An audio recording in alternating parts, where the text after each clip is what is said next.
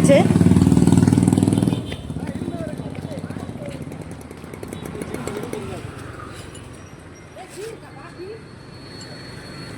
Brother என்னாச்சு? என்னாச்சு? இருங்க,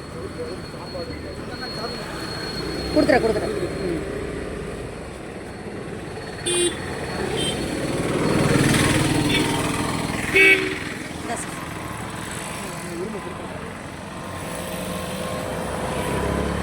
தண்ணி கொடுக்கலாமா? தண்ணி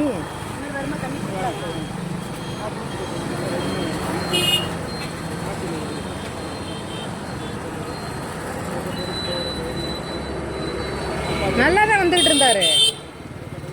வாங்கி கொடுக்கலாம், சாப்பாடு கூட வாங்கி கொடுக்கலாம். நல்லா தான் வந்துட்டு இருந்தாரு, அப்படியே விழுந்துட்டாரு. சார், என் நம்பர் உங்களுக்கு வந்துருச்சா?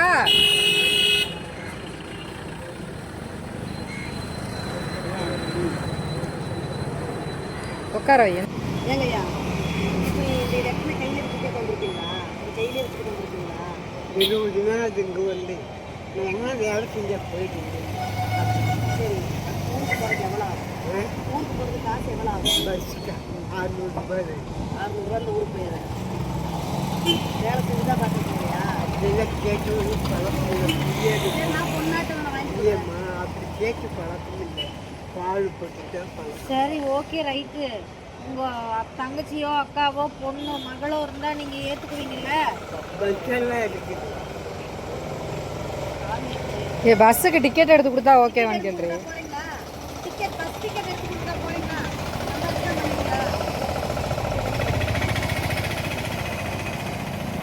இப்போ எங்கே போகிறாரு?